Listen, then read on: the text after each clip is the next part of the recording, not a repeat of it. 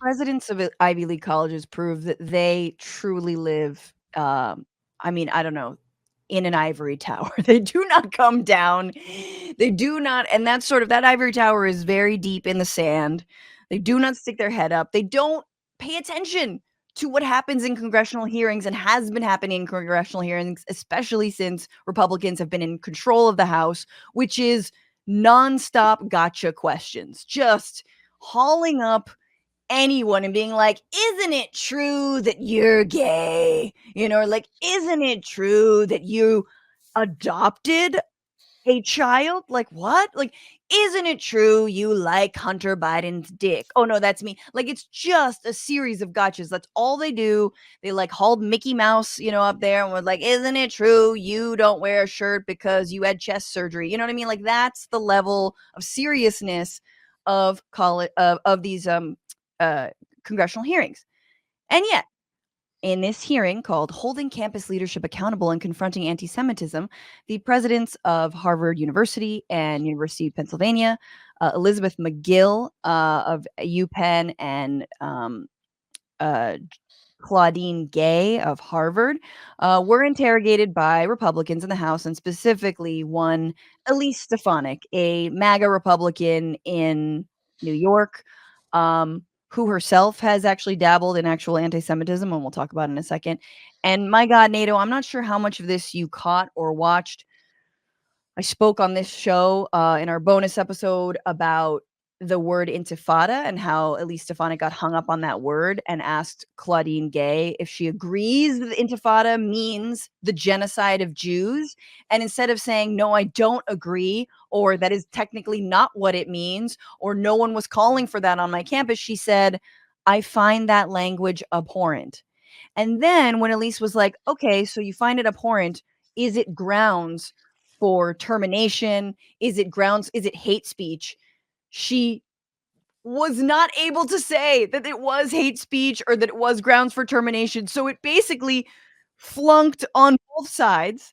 And another example of that was the president of UPenn, Elizabeth McGill, who has since resigned, in part because of this answer that she gave to Elise Stefanik and her line of questioning. Take a look. Does calling for the genocide of Jews violate Penn's rules or code of conduct? Yes or no?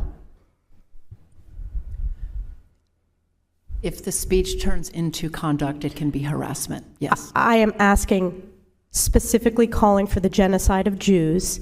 Does that constitute bullying or harassment? If it is directed and severe or pervasive, it is harassment. So the answer is yes.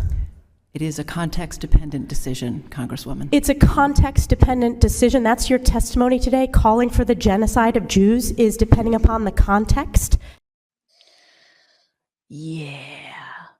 Not a good performance all around. So that's what she said. She then resigned, and I think it makes sense given a lot of the context. But NATO, I just wanted to get your reactions to how these elite institutions approach what was clearly going to be a gotcha hearing. Yeah, I read one report that called it a show trial. My favorite detail about the stuff that's specifically happening in higher ed is that, like, if Jews don't want people to believe the anti-Semitic trope that there's a like shadowy cabal of wealthy Jews that control American institutions, then we should stop doing that, where like Jewish donors are pressuring schools to fire people. like, and specifically, Harvard is getting pressure from the Wexner Foundation, as in Leslie Wexner, the owner of The Limited, who is, if you are following along at home, the reason that Jeffrey Epstein existed. Um, like he was the person who set Jeffrey Epstein up in business and supported him his entire career. And those are the people who are now leaning on Harvard to fire people and disband student clubs over allegations of anti-Semitism. So right, supposed anti-Semitism. There's so many layers to this. And picking up on what you just said, we also on the show watched, clips of Tucker Carlson and Candace Owens. Basically, Tucker was like, taking the line that there is anti-Semitism on campus, which effectively, according to the ADL, is pro-Palestinian protests or calling for a ceasefire or being anti-Zionist. And he was like, why should we help you? Because all you are is an elite institution, and again, here's his great replacement theory, which, by the way, Elise Stefanik has also trafficked in, talking about this, grand amnesty to 11 million undocumented immigrants. Said basically, why should we help you? Because all you do is indoctrinate people and effectively like pave the way for like immigrants to come to this country. And you is exactly who you're saying is high powered Jews with money, Jews who are donors, right? So it's so fucked in a million different ways, but totally they're playing into this far right anti-Semitic trope. And in terms of some of that pressure for on Miss McGill, Rossell Stevens, I don't know if he's Jewish, but a hedge fund manager began the process of withdrawing a donation valued at $100 million, said he would not reconsider until Penn had new leadership. The Rowan-led advisory board at Wharton, Penn's business school, pressed for changes too.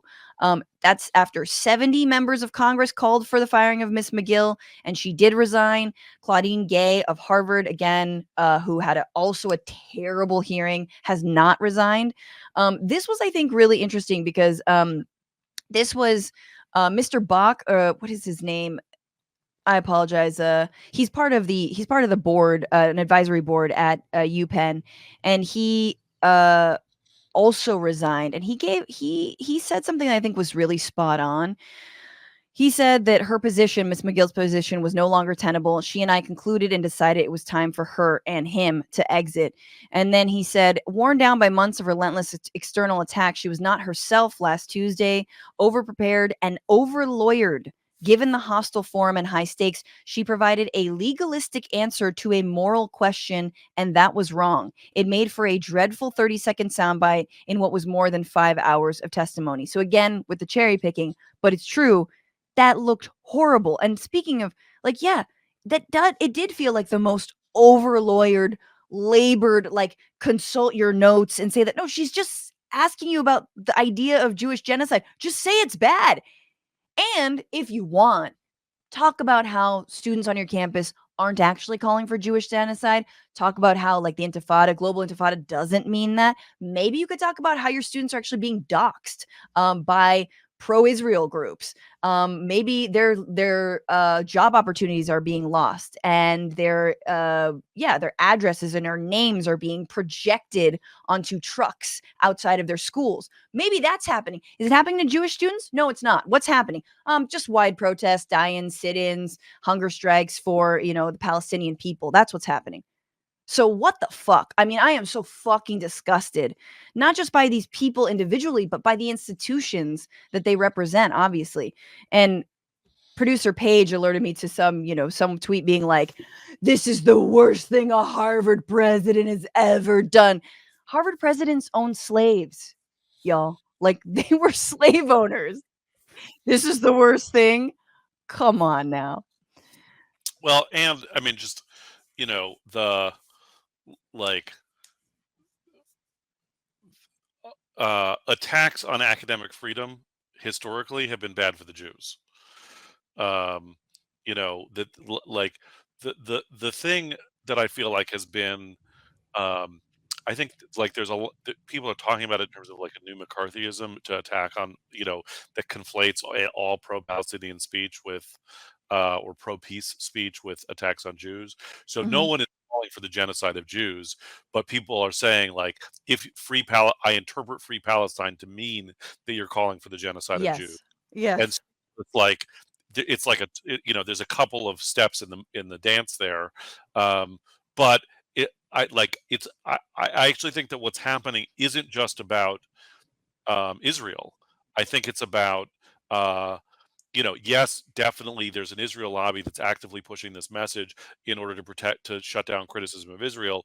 But I also think the right has pounced on it, and the class has pounced on it because it divides the Democratic base. It pits a historic Jewish Democratic voter base against a historic Arab and young Democratic voter base, and puts the part. It's a trap for the party, and they've been looking for these wedge issues, whether it's like, it was abortion, and it was gay marriage, and it was trans stuff, and it was bathrooms, and it was pronouns, and it was wokeness, and it was critical race theory, and none of it was getting purchase among key voters, but this is.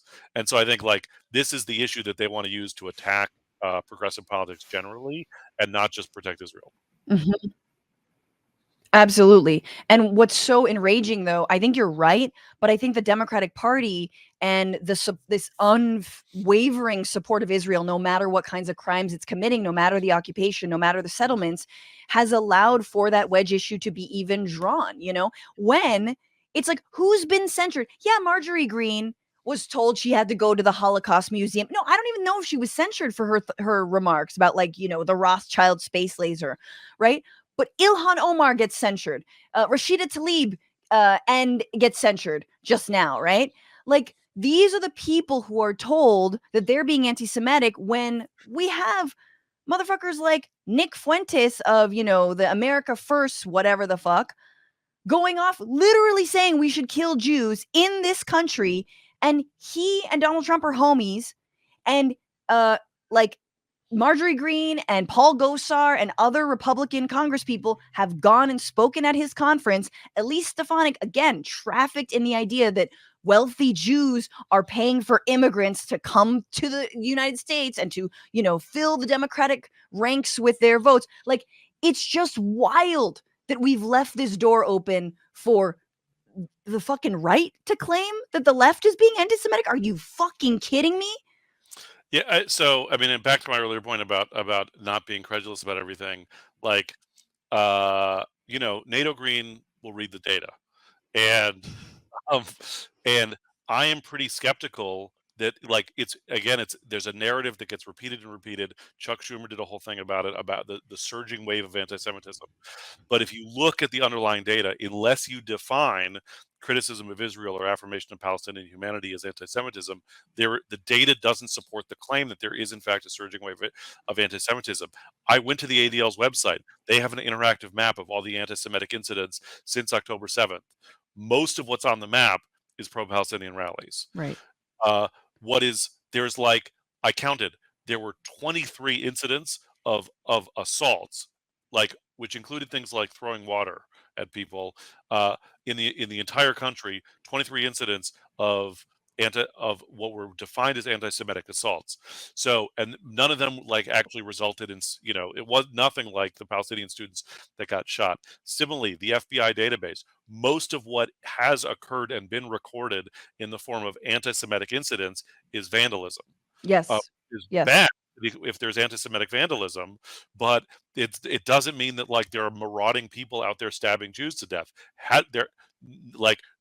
Jews have not been systematically murdered in the United States by anti-Semites since October 7th. There's not evidence that there be, again, concerned about vandalism, but the funny thing about vandalism is that nobody's getting charged with it. So Right. it's like, is it coming from the right? Is it coming from the pro-Palestinian movement? Whose motive? Is it just crazy people who are No, taking it's coming from first of all, it's coming from the motherfucking right. Like, I'm just so done with this, and the ADL is so I mean, pitiful. I wouldn't be surprised if it was the ADL doing some of it themselves. Like, Oh God. I mean, well, I mean, effectively they are, if they're so sensitive that like anyone who says free Palestine is calling for the genocide of Jews, right? But no, I mean, look at the Tree of Life Synagogue massacre, right? Look at Jewish headstones toppled when Donald Trump won. People zig heiling when Donald Trump won. Like, fucking miss me with the idea that pro-Palestinian activists are leading. They're all Jewish. Number one, those are the people who are leading this call for a ceasefire are Jews. What's going on, Frantifa? If you haven't already, subscribe to this channel right now. Hit that button. And also, you can become a patron and support the show every single week. Get access to bonus episodes and exclusive merchandise. Patreon.com/Bitchuation Room. Do it.